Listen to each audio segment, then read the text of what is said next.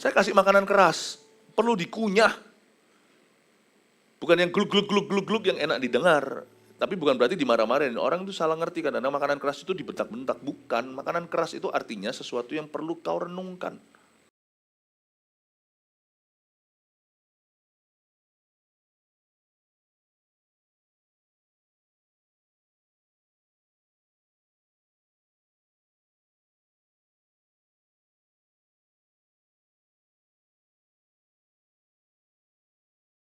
Tahun 1000 hari di tempat lain. Bentuklah kami hamba-hambamu, anak-anakmu, sehingga kami menjadi serupa dengan gambaranmu. Sampaikan sabdamu yang memerdekakan, menyembuhkan, dan yang memperlengkapi kami untuk hari esok penuh pengharapan. Dan biar kami semua ya Tuhan menjadi seperti yang Kau kehendaki. Tuntun kami, bimbing kami Tuhan ke jalan yang benar, ke rumput hijau air tenang. Jemaat mengalami ya Tuhan Yesus terobosan baru dalam kehidupan rohani dan di dalam segala aspek kehidupan mereka. Berkat-Mu atas kami yang onsite di sini, baik di ruangan ini maupun di ruangan yang tersedia di luar. Kami percaya Tuhan Yesus sama, dan juga Tuhan semua yang online hari ini Kau juga urapi. Sembunyikan hamba-Mu di balik salib-Mu, kami datang untuk mendengar suara-Mu, bukan melihat manusia. Terima kasih Bapa, di dalam nama Yesus kami berdoa. Amin, puji Tuhan. Shalom semua, selamat pagi. Tolong katakan kanan kirinya, welcome home. Puji Tuhan, silakan duduk. Senang sekali bisa kembali ke Balikpapan, terakhir di sini sebelum pandemi ya. Oh 2 tahun lalu sudah pernah ke sini lagi ya, oh iya. Tapi gedungnya Tuhan berikan suatu fasilitas yang baru untuk jemaat bertumbuh. Senang sekali untuk menyambut Anda di sini dan dimanapun GMS berada. Bagi kami, bagi saya adalah keluarga. Kemarin mendapatkan penyambutan hangat dari jemaat, dapat surprise masuk ke gedung ini. Ternyata jemaat kita manis-manis semuanya. Kalau Anda belum berjemaat tetap di mana-mana, consider, tolong pertimbangkan GMS bisa menjadi keluarga rohani Anda. Hidup Anda biarkan semakin manis di dalam Tuhan, ya. Dan hari ini sepanjang hari kita akan Bible study, kita akan belajar Alkitab. Nanti 5 kali ibadah, saya akan share juga dengan Pastor Lani nanti di ibadah terakhir. Saya ingin tunjukkan menu ibadah kita hari ini yang itu dia, ya. Nah, 5 kali ibadah, ibadah 1 sampai 5, Anda lihat menunya. Kita sekarang akan belajar kebaktian pertama, menjadi pemimpin yang takut akan Tuhan. Oke, jangan jadi follower. Follower bolehlah di sosial media, tapi harus dalam hidup ini jadilah leader, jadilah pemimpin. Katakan jadilah pemimpin. Tapi jadi pemimpin itu bukan main perintah. Jadi pemimpin itu harus punya karakter Kristus. Jadi pemimpin itu menjadi seorang yang berpengaruh. Kita semua cepat lambat harus jadi pemimpin. Dimulai dengan memimpin diri sendiri dengan benar dulu, biarkan Yesus memimpinmu. Tapi kita akan belajar dari sebuah cerita. Mari kita langsung buka di 1 Samuel pasal 12 ayat 1 sampai 11. Kemarin saya disambut sama anak-anak kecil, pas lagi saya masuk ke sini, mereka lagi latihan sebelum kebaktian pra-remaja namanya, atau di sini namanya voltage. Waktu saya komentar setelah itu sama Pastor Yudi, ini anak-anak ya, anak-anak kita, anak-anak Eagle Kids ini leader-leader semua. Benar-benar cara mereka membawa diri bukan hanya sopan, tapi mereka itu sama sekali tidak kekanak-kanakan. Meskipun pertanyaannya lugu dan lucu sekali. Waktu saya dikelilingin sama mereka, puluhan mereka, ajak foto, ajak ngobrol. Salah satu tanya, Pastor Philip, gimana kalau saya dibully? Gimana kalau saya dijodoh-jodohin? Gimana kalau saya dibilang pendek? Pertanyaan mereka itu tulus, tapi mereka berani melontarkan pertanyaan, sedangkan papa, mama, tantenya aja malu-malu. Dalam sebuah meeting, pertemuan gitu, kita nggak mau angkat bicara sampai meeting usai, lalu berkata tadi sebenarnya aku mau ngomong begini, telat. Anak-anak ini nggak kekanak-kanaan, mereka tetap anak kecil. Tapi mereka punya berjiwa pemimpin. Kalau anak-anak Anda belum bergereja, paksa mereka bergereja. Saya paksa anak saya bergereja. Kalau enggak, dunia akan memaksa mereka untuk berdosa. Karena di dalam gereja kita, anak-anak muda, army of God, baik yang teenagers, yang remaja, maupun yang college years atau yang kuliah, termasuk anak-anak kecil kita dari usia yang sangat muda belia, sudah mendapatkan tiap minggu gemblengan untuk menjadi seorang pemimpin loh. Ini kalau Anda di dunia sekuler, Anda harus bayar berapa? Untuk sekolah kepribadian, sekolah organisasi, keterampilan-keterampilan. Di sini diajarkan semua. Anak-anak kecil yang pegang ini, yang jadi usher. Tadi waktu saya disapa, waktu saya datang lebih pagi, lalu berdoa di belakang sana, ada anak pakai tag di sini tulisannya. Dia berkata, saya tanya sama dia, kamu pelayanan apa hari ini? Dia lari kejar saya. Saya bilang sama Asyir, jangan tahan, jangan pernah menolak anak-anak datang kepada Yesus. Saya kan hanya alat saja, mereka datang ke Tuhan. Setelah itu saya tanya, kamu pelayanan apa? Asyir, tapi ini saya hari ini dapat tugas ini, tulisannya traffic ministry. Wah, saya bilang hati-hati mobil. Kita semua jadi leader. Di gereja kita, orang-orang yang sudah merasa dirinya tua, udah lanjut usia, udah senior nih. Bukankah tagline kita untuk senior ministry, GMS senior kita adalah menjadi CGL atau CG leader atau menjadi connect group leader, ketua kelompok kecil-kecil berikutnya di atas umur 55? Hari ini ada juga yang peserta dengan saya, bapak-bapak yang datang bahkan dari Surabaya, Pak Heweri contohnya sudah senior, tapi berapi-api, volunteer, sukarela, seorang pengusaha. Tapi melayani asyir paling pagi, melayani sebagai CG leader, semua kita jadi pemimpin. Itu kehendak Yesus. Jangan jadi ekor, tapi jadi kepala. Semua tapi dimulai dari perkara sederhana dulu. Mari kita pelajari menjadi pemimpin yang takut akan Tuhan itu seperti apa. Mari kita baca 1 Samuel pasal 12 ayat 1 sampai 11. Nanti berapa ayat saya berhenti saya jelaskan, oke? Karena ini agak panjang. Samuel minta diri dari bangsa itu. Ini cerita tentang Samuel pamitan setelah bangsa Israel punya raja, yaitu Saul, raja pertama mereka. Berkatalah Samuel kepada seluruh orang Israel, telah kudengarkan segala permintaanmu yang kamu sampaikan kepadaku, kata Samuel kepada mereka. Dan seorang raja, yaitu Raja Saul, telah kuangkat atasmu. Samuel akhirnya mengabulkan permohonan bangsa Israel. Dulu Samuel lah yang memimpin Israel. Israel dipimpin oleh seorang nabi atau dipimpin oleh seorang hakim. Samuel adalah hakim hakim terakhir di Perjanjian Lama. Tapi karena bangsa Israel melihat kanan kiri, makanya nggak baik untuk kita itu terlalu banyak shopping mata. Hidup itu nggak jadi penuh, malah jadi berkurang. Coba lihat ya, kalau pernikahan suka mata laki-laki jelalatan begitu, nggak bisa setia sama istrinya, nggak bisa menikmati pernikahannya. Bergereja juga sama, kalau orang yang suka sana-sini snack rohani, malah nggak bertumbuh kok, bener. Mau ditumbangin tangan sama nabi-nabi, sama hamba-hamba Tuhan besar juga percuma. Buah itu karena tertanam, bukan karena jalan-jalan. Jadi jaga-jaga kalau di sini pagi-pagi sekarang, kalau ini jemaat GMS, ini udah menjadi keluarga anak-anak rohani. Tapi kalau Anda belum, ya, kalau Anda di sini hari ini, minggu ini, gereja nggak mungkin akan mengusir siapapun, karena gereja itu terbuka. Coba lihat kesetnya di luar, welcome home tulisannya. Ada nggak ya kesetnya ya? Ya. Dan pasti kita akan terima semua orang, tapi saya ingin menghimbau, mengingatkan. Kalau Anda tertanam di sebuah gereja, tertanamlah.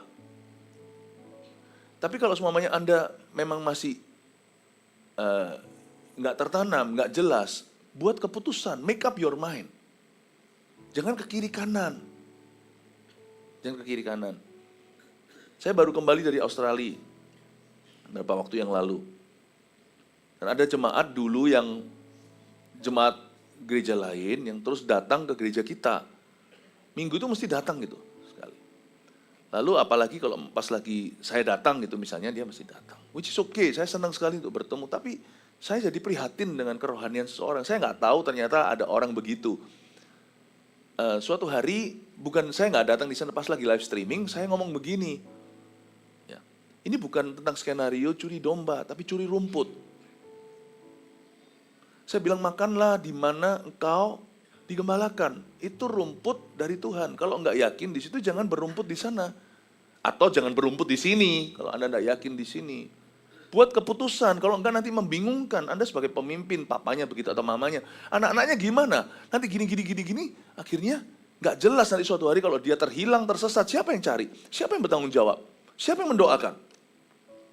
Waktu saya bilang tentang curi rumput itu, dia syak. Lalu dia memutuskan akhirnya. Tapi puji Tuhan dia memutuskan hanya tertanam di GMS Australia. Dia nggak mau main-main lagi begitu-begitu. Karena dia tahu itu salah. Jadi jangan sampai kita tuh shopping mata, shopping telinga. Ini yang terjadi dengan yang namanya Raja Saul. Bangsa Israel. Loh, tetanggaku ada raja. Orang Amori ada raja. Orang Filistin punya 5 malahan rajanya 5 kota. Kita kok nggak punya, kita kok dipimpin Nabi. Kalau kita dipimpin sama manusia itu kan selalu suka membanding-bandingkan. Dan dia selalu merasa dirinya kurang. Situ punya raja, sini punya raja. Kita hanya dipimpin oleh seorang hakim, Nabi. Dia pun tidak pernah memakai mahkota atau crown. Akhirnya bangsa Israel terpengaruh. Bukan jadi pengaruh, malah terpengaruh. Mereka ngotot nih. Kami minta seorang raja seperti tetangga-tetangga. Ya, karena mereka terlalu banyak lihat toko sebelah. Dan mereka berkomentar tetangga masa begitu. Ini nggak tahu kalau saya sebut semua nama-nama program TV ini. Akhirnya mereka juga mau begitu. Akhirnya Tuhan kabulkan. Makanya nanti kebaktian berikutnya saya akan ajarkan. Ini kita harus bisa membedakan Tuhan izinkan atau Tuhan berkenan. Jangan terlalu happy kalau doa dikabulkan. Tanya Tuhan izinkan atau Tuhan kenan. Singkat cerita akhirnya raja diberi oleh Tuhan. Samuel mengabulkannya. Sebenarnya Tuhan yang mengabulkannya. Samuel hanya perantara. Ayat 2. Maka sekarang raja itulah yang menjadi pemimpinmu. Saya ingin Anda belajar dari Nabi Samuel yang bukan raja, tapi dia ini pemimpin yang luar biasa. Saul nanti meskipun raja, pemimpin yang payah. Kepemimpinan itu bukan posisi atau gelar. Kepemimpinan itu fungsi dan karakter. Wibawamu tidak terletak di mimbar. Wibawamu terletak di kapasitas hatimu. Saya ingin Anda melihat bahwa Samuel adalah pemimpin yang patut kita panut, yang jadikan panutan, baik kita yang mau jadi suami yang baik, papa yang baik, guru yang baik, pegawai negeri yang baik, menjadi seorang komandan yang baik, menjadi seorang pendeta yang baik, CGL yang baik, coach yang baik, menjadi seorang manajer, direktur yang baik. Belajarlah dari Samuel, bukan dari Saul. Samuel berkata gini ayat 2, saya sekarang mulai bedah dia ya. Maka sekarang raja itulah yang menjadi pemimpinmu. Samuel melemparkan mahkotanya. Karena Tuhan sudah mengabulkan, mendingan gua angkat. Siapa yang Tuhan pilih? Baik itu yang melanjutkan.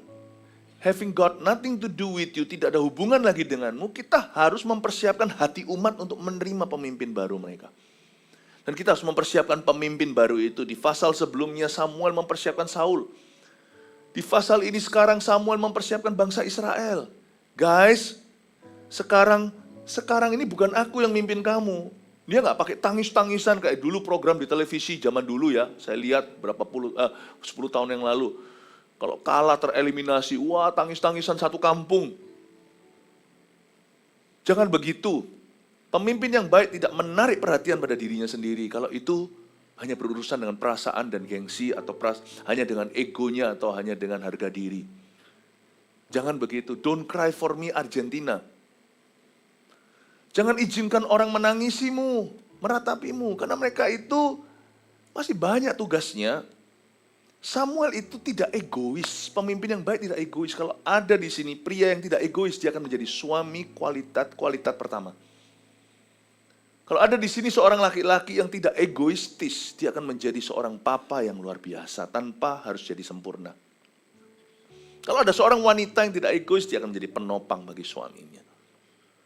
Kalau di sini ada seorang Kristen yang gak egois, dia akan menjadi leader terbesar berikutnya. Samuel itu loh, sekarang dia berkata, maka sekarang ya, raja itu yang jadi pemimpinmu, bukan aku. Dia tidak mengucapkan dengan tonasi untuk berbelas kasih pada diri sendiri atau mengasihani dirinya. Dia ucapkan itu dengan gagah perkasa. Guys, dia jadi pemimpinmu ya, catat oke, dia jadi pemimpin, bukan cuci tangan. Nanti kita lihat di ayat-ayat berikutnya, Samuel berjanji terus mendoakan dan turut terlibat, tanpa harus setir. Dia berkata, guys, itu yang jadi pemimpinmu, tapi aku ini telah menjadi tua dan beruban. Don't speak highly about yourself, jangan bicara terlalu tinggi tentang dirimu sendiri. Baik di bawah mimbar, di atas mimbar kalau pendeta, kalau Anda, baik di posisi Anda waktu memimpin, waktu Anda sedang pulang ke rumah. Dia nyebut dirinya sendiri itu sederhana kok, aku ini kan telah jadi tua dan beruban. Ini tidak mengasihani diri sendiri loh ya. Ini tidak merendahkan hati yang pura-pura atau berlutut di Monas. Dia berkata, aku ini telah menjadi tua dan beruban. Sudahlah, tadinya berantem nih sama orang Israel, nggak boleh raja, mau raja, nggak boleh. Jangan dukakan hati Tuhan, tapi sekali Tuhan bilang iya, ya sudahlah. Selalu berada di keputusan sekarang, dan sekarang sudah dikabulkan. Ya sudah kalau gitu, Samuel harus semakin berkurang, Saul harus semakin bertambah. Dia berkata, aku sudah tua dan menjadi beruban. Dia mendiskredit dirinya sendiri. Bukan untuk dikasihani, tapi supaya dia tidak mencuri perhatian. Agar supaya Saul sinarnya nggak redup karena ada Samuel. Karena dia memikirkan nasib bangsa Israel. Seorang pemimpin akan memikirkan orang berikutnya dalam perkara sederhana. Saya pelajari sesuatu dulu waktu saya bujangan. Ada lagunya dulu ya, nggak tahu masih ada ingat nggak ya, yang apa susahnya jadi bujangan? Apa susahnya jadi bujangan itu? Kemana-mana asal gua suka gitu. Tiada yang dapat melarang, nggak tahu ya. Apalagi yang Gen A, Gen Z nggak tahu ya. Ya lagu apa itu? 6-7 saya lebih tahu. Saya dulu itu dari kecil itu hidup sendiri karena umur 6 saya sudah pisah dengan papa mama saya tinggal di Taiwan. Jadi biasa semua makan apa itu mikirkan diri sendiri. Sempat pulang ke Indo untuk selesaikan SD, SMP saya sudah ada di Singapura. Jaga adik saya ikut saya. Kalau di Taiwan saya dijaga kakak saya. Lalu setelah itu kami pindah ke Kanada. Jadi dulu kalau saya makan untuk diri saya. Saya bisa loh dulu sampai beberapa orang, karena saya nggak biasa dengan kebudayaan di Indonesia. Orang sini kalau mau makan kan bilang makan. Kadang-kadang kalau gitu saya dulu nggak ngerti, makan, karena kita nggak pamit-pamitan di sana. Makan. Loh, kadang-kadang saya bilang makan gitu, orang pamit makan, makanan sudah di mulut saya. Nggak enak saya mau kon. Dulu saya bisa pesan makanan itu lebih daripada yang saya bisa selesaikan. Sekarang saya harus mikirkan orang. Tuhan mengubah situasi hidup saya ketika saya bertobat. Saya nggak mikirin diri sendiri. Urusanku. I mind my business, you mind your business. Gitu.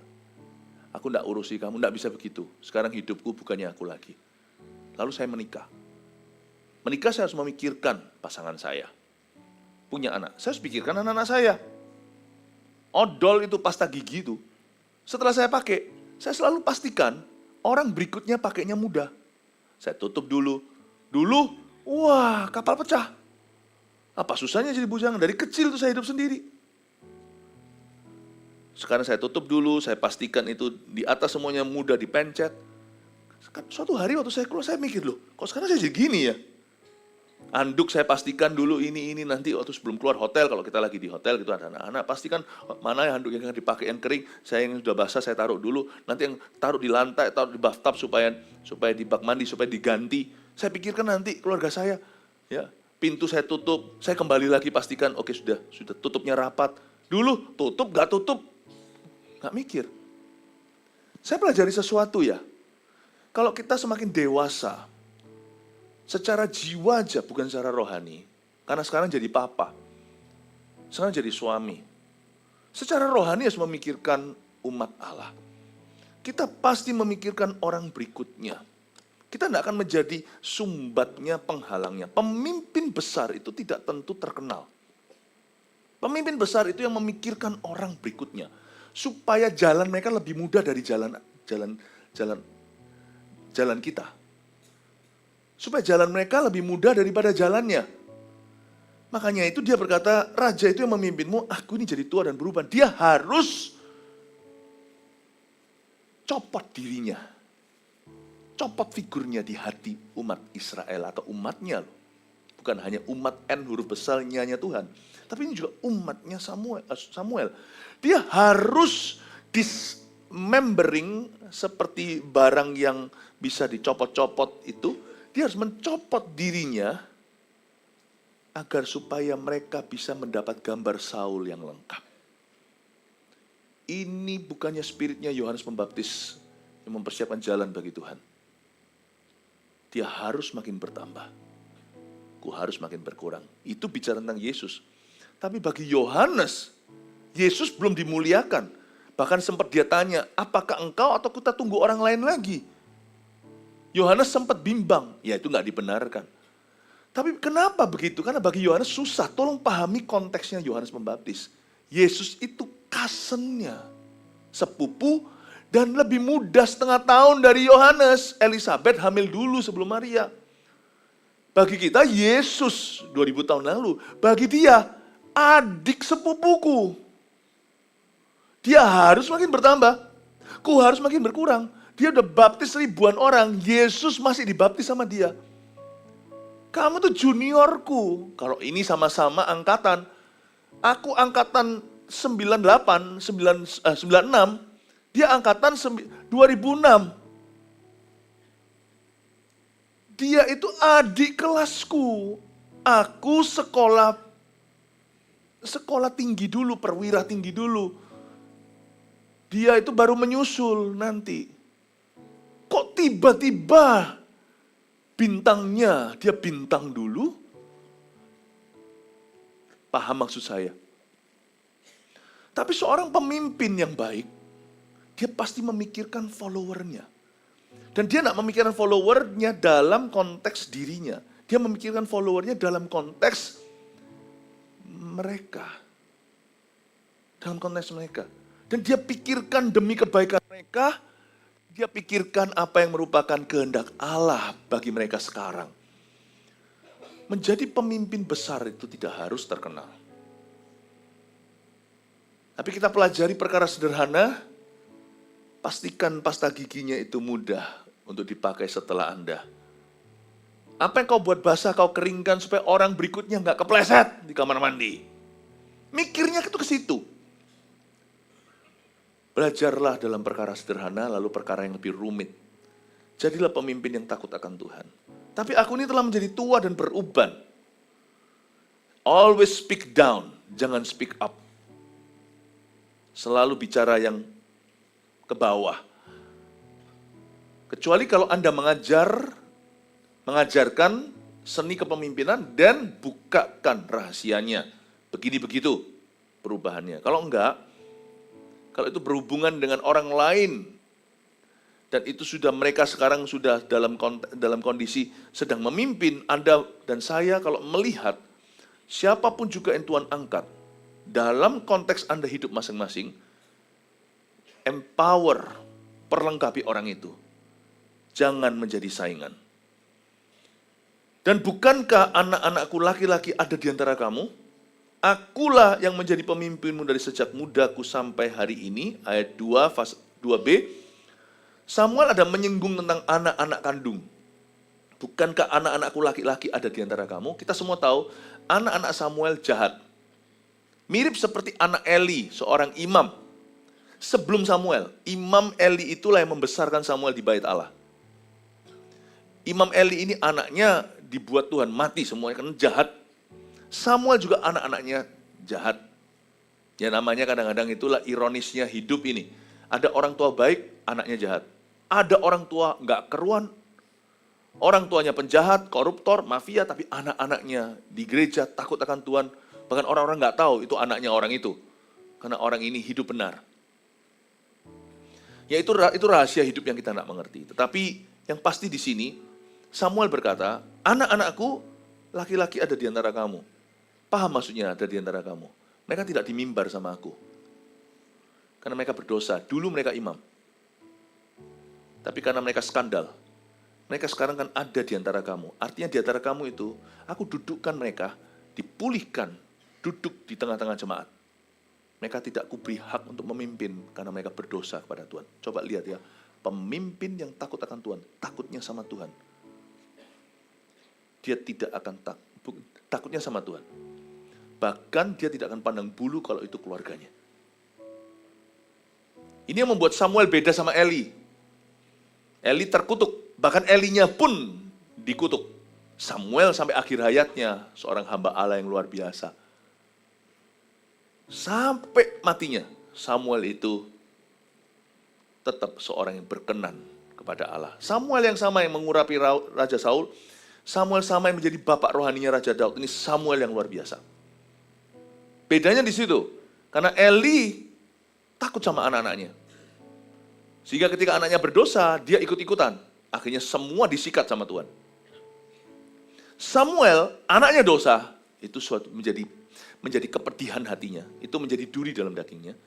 Tapi Samuel dudukkan anak-anaknya. Anak-anakku sekarang ada di antara kamu. Congregation. Dia tidak bersama dengan aku memimpinmu. Karena mereka berdosa. Bukan karena mereka tidak punya karunia, karena mereka berdosa. Very powerful statement ini, pernyataan ini. Pemimpin yang takut akan Tuhan tidak akan punya kepribadian ganda dan tidak akan punya standar yang pelin-pelan. Pemimpinan yang takut akan Tuhan, dia tahu membedakan dan dia selalu dalam segala sesuatu mempertimbangkan Tuhan dulu, termasuk atas kepentingan keluarganya. Kalau ada pemimpin kayak begini yang takut akan Tuhan, memimpin bangsa, saya rasa bangsa kita aman. Sungguhan. Bukankah semua jawabannya di sini? Bangsa, negeri, perusahaan, keluarga, gereja, segala sesuatu jatuh bangunnya atas dasar pemimpin. Di atas dasar kepemimpinan yang benar atau kepemimpinan yang salah. Wah, pagi-pagi begini langsung dikasih seminar kepemimpinan. Gak apa-apa ya, gak buang-buang waktu. Saya kan gak bisa setiap waktu ada di balik papan. Ngomong kanan kirinya, siap-siap mencerna. Saya kasih makanan keras, perlu dikunyah. Bukan yang gluk-gluk yang enak didengar. Tapi bukan berarti dimarah-marahin. Orang itu salah ngerti kadang-kadang makanan keras itu dibentak-bentak. Bukan, makanan keras itu artinya sesuatu yang perlu kau renungkan. Sesuatu yang sampai masuk ke sini sampai mengubah kelakuan. Saya kasih seminar kepemimpinan. Karena jatuh bangunnya segala sesuatu itu di tangannya seorang pemimpin. Kalau ada pemimpin kayak begitu kan, di dalam negara ini, Kristen atau bukan ya, mereka tidak lakukan kerohanian, tapi kita berdoa supaya pemimpin-pemimpin di negara ini diberikan roh takut akan Tuhan. Akulah yang menjadi pemimpinmu dari sejak mudaku sampai hari ini. Kalimat itu di kalimat terakhir ayat 2, kata menjadi pemimpinmu di situ itu sebenarnya artinya akulah yang telah menjadi gembalamu. Setiap pemimpin yang takut akan Tuhan, pemimpin yang baik-baik dalam konteks keluarga, papa, suami, siapa, atau anak-anak muda dengan teman-temannya kalau dia berpengaruh, selalu harus punya hati gembala. Kita itu mesti punya hati gembala. Jangan jadi serigala berbulu domba, itu orang munafik. Dalamnya serigala, luarnya domba. Jangan. Tapi jadilah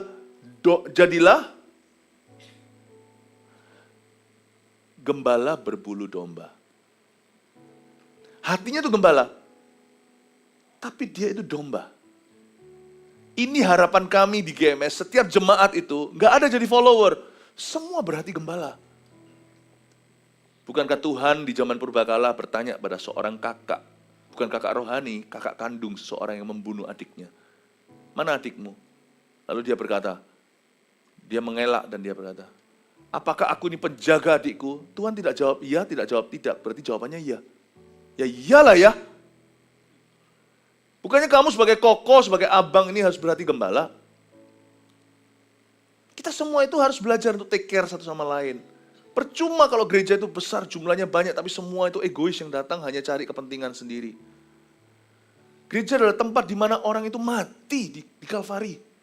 Yesus mati bagi dosa kita, kita sekarang mati terhadap hidup bagi diri sendiri. Gereja adalah tempat di mana kita menerima, mengemban suatu amanat dari Tuhan. Dan amanat itu tidak lain, tidak bukan selalu gembalakan domba-dombaku. Mungkin kita bukan gembala sidang. Mungkin kita bukan pendeta, bukan pengkhotbah. Tapi kita semua itu harus punya gembala, hati gembala. Inilah DNA gereja kita. Makanya nggak semua orang itu cocok di GMS. Kalau nggak serius sama Yesus nggak cocok di sini. Kalau datang demi hanya entertainment, hanya untuk oke, ada pengkhotbah, pembicara, ceramah. Kalau memang suka penceramah, nggak terlalu fun kok dengar pengkhotbah. Kalau memang sukanya tuh lihat hiburan di atas panggung, lebih baik lihat komedian. Kalau kita masih cari hiburan, mendingan di rumah kita nonton TV zaman dulu, bukan zaman sekarang Gen Z. Orang nggak misalnya kalau orang ke gereja, tiba-tiba ada tinju Elias Pikal. Ayo, siapa yang tahu? Siapa tahu langsung kelihatan usianya. Oh, Elias Pikal itu jago kidal. Ya. Petinju kebanggaan Indonesia dulu, itu langsung sepi itu gereja. Orang yang beribadah adalah orang yang serius, memang sungguh-sungguh cari Tuhan kalau hari Minggu, pelihara hari Sabat. Tapi orang-orang yang cari hiburan, ya kalahlah hiburan gereja dengan begituan. Gereja itu mau dibuat gimana juga, hiburannya kalah sama konser dunia. Bukan kita kalah teknologi apa, bukan, karena gereja itu bukan itu peruntukannya. Kita bukan buat wah gimana, bukan. Tapi kita berikan yang terbaik untuk Tuhan, tapi tetap fokusnya Tuhan. Kalau kita fokusnya hal-hal lain, mending jangan di gereja. Pernah lihat, mungkin kalau orang lagi berlibur ke China, ke Tiongkok, show-nya, wah, China itu jago show, wih segalanya, wah sepeda motor bisa muter-muter di atas itu, bukan tali seperti sirkus itu, tapi ada seperti bola besar. Saya pernah lihat yang kayak gitu di Shenzhen. Wah, gereja nggak mungkin bisa saingin itu. Kalau kita memang cari hiburan, jangan ke gereja sekalian, karena hiburan itu di dunia. Bener, jangan ke gereja. Elias Pikal, wah sambil sambil makan apa itu pagi-pagi. Sekarang Elias Pikal siapa sih? Nggak usah kalian tahu, nggak perlu. Kalian nggak usah tahu Elias Pikal, Eli lama Sabaktani lebih bagus. Belajar tentang Kalvari. Kalau memang mau betul-betul suasana gemerlap gimana? Dugem, bukan di pengembalaan. Saya tidak menyarankan ke sana, karena semua hal-hal itu nanti akan syarat dosa. Tapi kalau Anda datang ke ibadah, orientasinya harus betul. Kita datang ke kebaktian itu untuk apa? Ya. Menjadi pemimpin yang menjadi digembalakan, punya hati seorang gembala. Tujuan kita datang ke gereja itu berubah. Tapi bukan berarti gereja juga asal-asalan. Nyanyinya fals semua. Yang kau persembahkan pada Tuhan janganlah cacat celah. Bukan berarti nggak ada lightingnya, nggak ada LED-nya. Kita berikan yang terbaik. Itu kan kepercayaan jemaat, kalau jemaat menyumbang sekalian, kan tujuannya untuk dijadikan rumah bagi mereka. Rumah rohani. Kelihatan bukti apa yang kita persembahkan. Proyek-proyek terus berdiri, gereja-gereja baru di mana-mana. Misionaris kita utus ke sana sini. Kemarin baru di Perth berdiri. Kita utus seorang misionaris, seorang hamba Tuhan. Kita pindah dari Jakarta, sudah nyaman di sana, di GMS Jakarta, salah satu cabang di sana, pindahkan. Nggak mudah. Di Indonesia ada banyak helper, penolong, pembantu, asisten rumah tangga. Di situ segala sesuatu sendiri. Jangan pikirannya enak luar negeri, rumputnya nggak lebih hijau kalau Anda korah-korah sendiri. Gereja ini terus berbuah, menunjukkan bukti-bukti kepercayaan jemaat itu semuanya jadi sesuatu. When you come to church, kita datang ke gereja, kita datang untuk berubah, kita datang untuk bertumbuh, kita datang untuk berbuah. Bukan datang untuk lihat show. Mau lihat show, Shenzhen lebih bagus. Saya tanggung. Ngapain dengar sesuatu yang sifatnya serius? Saya juga nggak bisa melucu gimana. Lain cerita kalau Pastor Yudi naik ke atas ini nggak perlu ngomong apa-apa, langsung semua ketawa. Baru sebut namanya semua tuh tertawa. Meskipun tetap ada nilai segi entertainment-nya dalam pengembalaan, karena hadirat Tuhan tidak membosankan, karena persekutuan dengan saudara seiman tidak membosankan, tapi bukan itu intinya. Kalau Anda cari selebriti, pendeta itu bukan selebritas. Mendingan cari, saya nggak ngerti, nggak ngikuti yang Korea-Korea. Mendingan cari gitu, mendingan betul-betul cari selebriti. Ini FC mau datang katanya. Saya kenal salah satunya, kenal baik.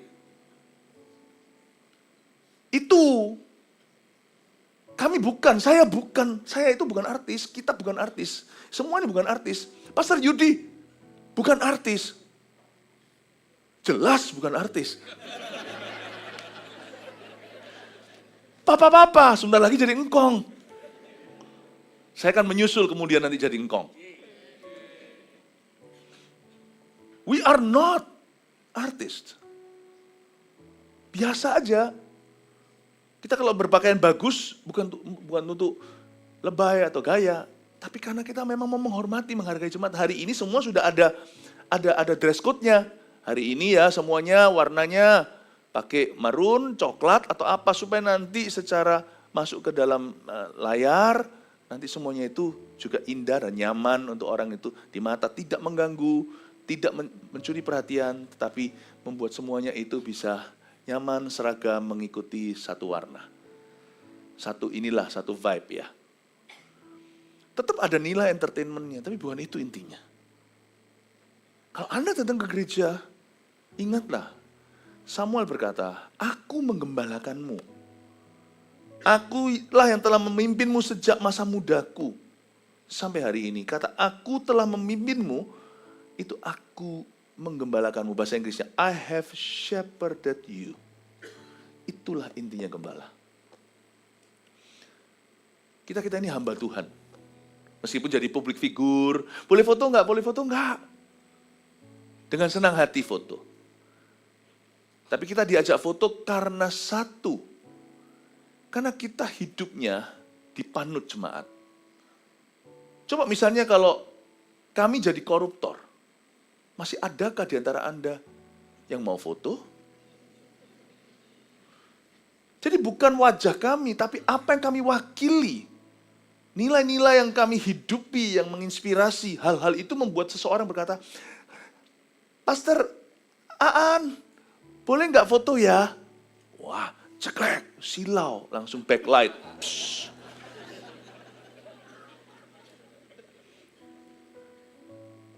Coba kalau kami salah, kalau kami skandal. Jadi seorang hamba Tuhan juga tidak boleh GR, seorang pemimpin jangan merasa dirinya besar. It's the righteousness and truth, kebenaran yang kau hidupi dan kau beritakan dan kau buktikan, itulah yang membuat jemaat mengagumimu. Sedangkan kalau di dunia, mereka mau gimana-gimana yang namanya kebudayaan artis, orang nggak peduli. Sana mau minum-minum, mabuk-mabuk.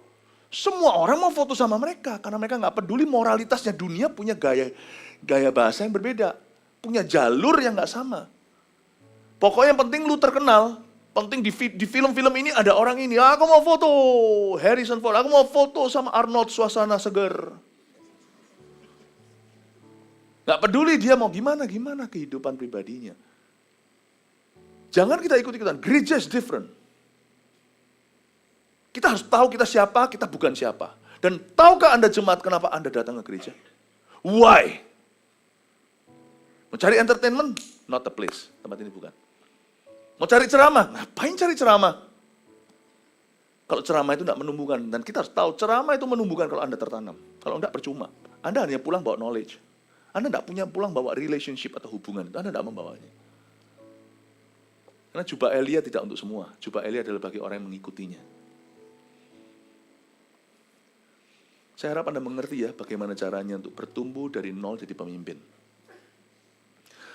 Wah, ini bahkan saya belum bisa selesaikan semua 11 ayat, tetapi semoga dari apa yang saya sampaikan ini bisa memberi Anda fondasi, memberi clearance, jelas di sini. Membahasakan apa yang selama ini menjadi misteri yang tidak terutarakan, terucapkan, tidak terjabarkan.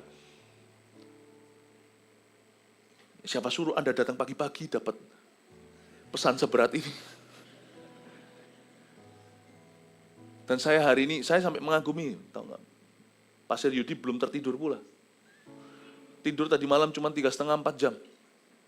Saya lihat, masih bangun. Siapa di sini diberkati Tuhan? Amin. Katakan kanan kirinya, bertumbuhlah. Jadilah seorang pemimpin suatu hari. Kasih tepuk tangan untuk Tuhan. Cepat aja kalau bisa saya selesaikan beberapa lagi, ayat yang ketiga. Di sini aku berdiri, katanya Samuel, berikanlah kesaksian menentang aku di hadapan Tuhan. Wih, ditantang jemaatnya. Berikan kesaksian tentang aku di hadapan Tuhan dan di hadapan orang yang diurapinya, yaitu di hadapan Saul yang sudah diangkatnya. Lembu siapa yang sudah kuambil? Keledai siapa yang telah kuambil? Kalau lembu, keledai itu apa ya? Mobil siapa yang kuambil? Gitulah. Ya. Siapa yang telah kuperas? Siapa yang di sini pernah aku mintain uang? Siapa pernah? Jadi dia bukan seorang hamba Tuhan yang terus proposal ke. Siapa yang telah kuperlakukan dengan kekerasan? Dengan kata lain, siapa yang pernah kulecehkan? Angkat tangan, cowok atau cewek? Kalau zaman dulu masih cewek, zaman sekarang cowok cewek sudah. Zaman LGBT seperti ini. Siapa yang pernah kulecehkan? Angkat tangan di antara jemaat. Buktikan. Dari tangan siapa telah kuterima sogok, sehingga aku harus tutup mata. Aku akan mengembalikannya kepadamu. Kata sogok, kuterima sogok. Sogok di sini. Siapa yang di sini pernah aku kasih hint atau kasih aku berikan saran halus. Aku butuh apa? Gimana menyukakan aku, menyenangkan aku dengan pemberian materi. Hamba-hamba Tuhan mesti harus hati-hati. Seorang pemimpin tidak akan pesan sponsor. Tidak akan. Seorang pemimpin yang takut akan Tuhan, dia tahu bahwa Tuhan yang pelihara dia, dan semua jalur-jalur, baik itu salary, gaji, semua berkat yang dia terima. Kalau Anda di dalam dunia kerja, beda konteksnya dengan pendeta. Anda kalau seorang entrepreneur atau punya usaha, dari dividen Anda, dari penghasilan Anda, cukupkan, kata Yohanes Pembaptis, dengan gajimu atau dengan penghasilanmu. Setiap kita punya ranah bagian kita masing-masing di mana Tuhan pelihara. Seorang hamba Tuhan pun yang diberikan pengaruh mimbar harus hati-hati. Pengaruh mimbar itu kau harus bersembunyi di balik salib. Jangan sampai, ini dari pendeta dulu saya beritahukan ya, jemaat tahu apa yang kau butuhkan. Apalagi kalau kita sudah diberikan gaji tetap. Jangan sampai jemaat tahu apa yang kau butuhkan. Sampai hari ini, Anda tidak tahu kan saya butuh apa kan? Pernah sekali, secara nggak sengaja jemaat tahu apa yang saya butuhkan karena saya nggak bisa disembunyikan, lutut saya bengkak. Tahun 2015 itu, lutut saya bengkak. Saya mengalami satu kondisi di mana ada bahasa kerennya itu, bahasa medisnya. Itu di dalam ini keluar cairannya, itu di dalamnya itu ada serpihan-serpihan itu ribuan. Di sekeliling lutut saya, ini bukan karena apa? Ditanya karena apa kak? Olahraga apa? Bukan. Ini suatu kondisi. Itu jadi semua segala sesuatu asing atau sesuatu yang sifatnya benda-benda asing di sini yang membuat lutut saya keluar cairan itu karena itu pelumas, badan bereaksi begitu. Tapi intinya itu bukan dia cairannya. Apa yang membuat cairan itu muncul? Karena ada benda-benda namanya tumor jinak di sini. Tapi jumlahnya itu ratusan. Di sini. Jadi kalau bengkak gitu kan saya nggak bisa sembunyikan. Akhirnya saya cuma bilang untuk jemaat untuk doakan. Saya pernah sembunyikan waktu lagi KKR di Shinjuku, di jalanan itu ada di dokumentasi di YouTube namanya Shinjuku 2015. Saya di jalanan, saya bebet. Pakai jin saya bebet sampai kempis saya paksa karena 2 jam nanti saya akan ada di jalanan. Di jalanan beneran saya berkhotbah pada orang-orang Jepang. Jemaat tahu kondisi saya. Saya hanya minta doa. Tidak doa. Tahu nggak? Tiba-tiba rumah saya berubah jadi apotek. Segala macam salep, koyo, segala sesuatu datang. Tahu nggak? Rumah saya itu benar-benar kalau saya bisa susun lemarinya itu penuh dengan koyo, salep, obat ini, herbal, segala sesuatu yang ditempelin gitu, yang modelnya yang basah-basah, yang kering, semua semprotan, semua everything. Sampai saya bilang, jemaat berhenti. Ini nggak bisa saya sembunyikan karena lutut saya kelihatan. Saya bilang, jemaat berhenti. Thank you, terima kasih. Rebutan orang yang sampai beberapa orang mau antar saya, ada yang mau antar saya ke Jepang. Karena di Jepang ada satu, ini apa yang antar saya ke sini. Enggak, akhirnya yang antar saya keluarga saya. Beberapa orang dekat yang tahu. Sayanya di Incision, waktu itu di Singapura. Keluarga saya, papa mama saya, om tante saya. Saya mesti harus hati-hati, kalau nggak satu gereja semuanya akan pergi. Kosong gerejanya, kenapa? Karena lutut hambat, karena lutut gembalanya. Karena saya dosa di depan Tuhan, gara-gara lutut. Tapi ingat ya, tahu ya, satu kamar saya penuh dengan, itu saya stop.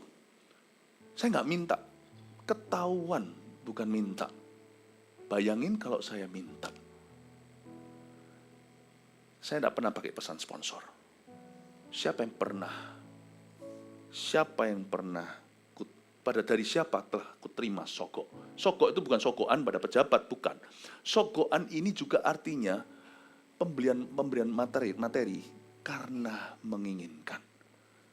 Tidak ada satu orang pun telah kuterima hal-hal demikian. Dia berkata, aku sangat hati-hati tidak memasukkan pesan sponsor ke dalam pesan-pesan Tuhan. Be careful, seorang hamba Tuhan atau pemilik yang benar tidak akan minta-minta, tidak akan bahasa Inggrisnya hinting-hinting. Tahu hinting? Bagus ya sepatunya. Kita tidak akan lakukan itu. Bagus ya jam tangannya. Atau kebetulan aku mobilnya agak rusak. Mobilku rusak, mobilku jalan, kau tidak akan tahu. Rumahku bocor, rumahku tidak bocor. AC-nya mandek, AC-nya jalan. AC-nya dingin, AC-nya panas. Anda tidak akan tahu. Bukan karena saya sombong, saya tidak mau ganggu perjalanan Anda dengan Yesus. Sesedikit mungkin aku, itu pun nggak bisa sedikit sama sekali. Pasti 1-2 hal, misalnya lutut tadi, pasti kelihatan. Saya tidak mau menjadi gangguan, saya tidak mau keluar dari salib itu. Saya mau bersembunyi di balik salib itu. It's about Jesus. Kalau kita bisa menjadi seorang pemimpin yang bersembunyi di balik salib Yesus, bila Yesus ditinggikan dan salibnya ditegakkan, lihat nanti efeknya. Pasti dia menarik semua orang datang kepadanya sekarang. Boom, wherever you go, boom, people drawn to you. Nah, itu bukan karena khotbahmu bagus, bukan karena kau punya program terbaik, tapi people seperti ada magnet. Bila Yesus ditinggikan, sembunyi terus di balik salib, dan salibnya ditegakkan, pasti dia menarik semua orang datang kepadanya sekarang. Tapi intinya dia harus makin bertambah. Ku harus makin berkurang. Tidak bisa nol sama sekali karena ada hal-hal yang akan kelihatan. Nama Yesus saja disembah, ku di baris paling belakang, tapi kalau ke gereja duduklah lebih depan. Ini bicara tentang motivasi hati, bukan bicara tentang posisi duduk di rumah ibadah. Bila Yesus ditinggikan dan salibnya ditegakkan, pasti dia menarik semua orang datang kepadanya sekarang. Jangan sampai orang tahu kebutuhanmu. Jangan minta. Jangan kasih saran. Jangan kasih clue-clue. Nggak perlu tahu. Saya tanya di sini, siapa tahu kebutuhan saya hari ini apa? Oh ya, Pastor Philip punya segala-galanya. Enggak, saya juga daging darah sama Anda, saya juga punya kebutuhan. Saya juga punya keinginan. Tahu nggak keinginan saya apa ya? Bucket list saya apa? Siapa di sini tahu bucket list saya? Pastor Yudi tahu nggak bucket list saya apa? Bahkan orang anak-anak rohani yang paling dekat sama saya pun tidak tahu. Apa bucket listku? Bucket list itu apa sih? Apa itu? Apa maksudnya? Baskom kah? Bukan. Bukan kebutuhan saja. Kebutuhan ada nih saya. Keperluan juga ada. Bucket list itu keinginan saya. Daud berkata, nggak sengaja itu nggak sengaja. Kedengaran bukan dia umumkan. Andai ada orang yang ambilin air dari perigi Bethlehem itu, 3 tentaranya masuk terobos Filistin, mabes markas besarnya. Itu 3 masuk, tinggal 2 yang perang nanti keluarnya. Karena dikepung, yang satu harus bawa air. Daud gemetar, aku tidak layak terima pemberian ini. Ini mereka mempertaruhkan nyawa. Dia merasa berdosa. Tahu gitu lain kali, me and my big mouth, dia mungkin tampar pipinya sendiri dan berkata, aku lain kali gak mau banyak bicara. Sekali bicara, aduh kepingin minum aqua dari Peri gimana? Kepingin minum air tuh. Aduh, aku kepingin minum air yang sparkling, yang ada gasnya dari sumur yang paling bawah. Aduh, gara-gara itu mereka mempertaruhkan nyawa. Ini hasil kelingatan mereka. Mereka itu orang kerja. Ini tentara semua yang mempertaruhkan nyawa. Aduh, Tuhan dituangkan, bukan dibuang, dituangkan di atas mesbah. Dan dia persembahkan untuk Tuhan. Dia gak berani pakai sendiri. Dia kasihkan. Itu keinginan. Anak rohani saya pun gak tahu keinginan saya apa. Saya tentunya punya keinginan, saya manusia kok. Dan keinginan saya bukan keinginan dosa. Keinginan saya keinginan yang lumrah. Gak ada yang tahu kan, saya kepingin makan apa. Hospitality sempat Pak Happy, saya sempat ngomong nggak di sini. Waduh, saya kepengen di sini tuh mau makan hasil lautnya gimana. Besok satu lautan bisa kamar saya basah nanti semua air laut. Saya ada minta nggak sesuatu? Saya minta kira-kira saya kasih hint itu waktu datang. Wah, Balikpapan ya. Di Balikpapan ini ada apa ya? Ada hasil lautan ya. Saya kepingin makan udang ini. Ada nggak? Never. When you open your mouth, it's always Christ and people. Dan kalau itu bukan hanya untuk pendeta, saya sarankan Anda untuk punya karakter seperti ini di dalam dunia kerja Anda. Sebab pemimpin yang begini nanti lama-lama menjadi pemimpin yang profesional. Amat sangat profesional. Personalnya dengan orang, tapi bukan menarik perhatian. Amin Bapak Ibu. Semoga menjadi pemimpin yang begitu ya. Siapa yang pernah kuterima sogok dan sebagainya? Oke, cepat aja ayat 4 jawab mereka. Engkau tidak memeras kami, dan engkau tidak memperlakukan kami dengan kekerasan. Dan engkau tidak menerima apa-apa dari tangan siapapun. Biar orang lain yang akan bisa membuktikan apakah kepemimpinan kita itu takut akan Tuhan atau memakai nama Tuhan. Saya harapkan, saya tidak bisa berhenti sampai ayat 11. Udah selesai sampai ayat 4. Nanti kita langsung lanjut sesuai dengan rencana. Sekarang sudah minus 2 menit. Saya harus berhenti, ya, sebab ibadah berikutnya akan menunggu. Karena itu, saya cukup sampai ayat 4 ini, jawab bangsa Israel kepada Samuel. Tidak, engkau tidak pernah memeras kami. Aduh, ini satu langkah sebelum nanti dari Tuhan berkata, engkau hambaku yang baik. Satu kata sebelum Tuhan berkata, nanti di akhirat adalah apa kata manusia. Memang kita tidak boleh dengarkan opini orang, tetapi satu hal ini kita mesti dengarkan. Penilaian orang lain lebih objektif daripada penilaian kita akan diri sendiri. Jawab mereka, engkau tidak memeras kami. Engkau tidak memperlakukan kami dengan kekerasan. Engkau tidak pernah lecehkan siapa-siapa. Engkau tidak pernah menekan orang-orang di bawahmu. Dan engkau tidak menerima apa-apa. Engkau tidak menerima apa-apa dari tangan siapapun. Setelah Samuel mati, disambung berikutnya dengan kalimat Tuhan. Baik sekali perbuatanmu, hai hambaku. Masuklah ke dalam sukacita Bapakku. Terimalah upahmu di sorga. Saya harap suatu hari kita semuanya akan diadili Tuhan berdasarkan dengan bagaimana caranya kita mengikuti Yesus, meneladani Yesus. Dan bagaimana caranya kita berpengaruh dan juga mempengaruhi hidup orang lain dan memimpin mereka. Suatu hari, bukan hanya negara, bangsa, gereja, keluarga, bahkan perusahaan, tetapi jatuh bangunnya seseorang di akhirat juga di atas dasar kepemimpinannya di hidup ini. Bagaimana Tuhan memimpinmu, bagaimana kau mengikuti Dia, dan bagaimana kita mewakili Tuhan dalam bidang kita yang berbeda-beda. Semoga Anda semuanya dengan tertanam di gereja ini menjadi pemimpin yang bagus seperti Tuhan Yesus. I love you. Mari kita semuanya bangkit berdiri. Tuhan Yesus mengasihimu.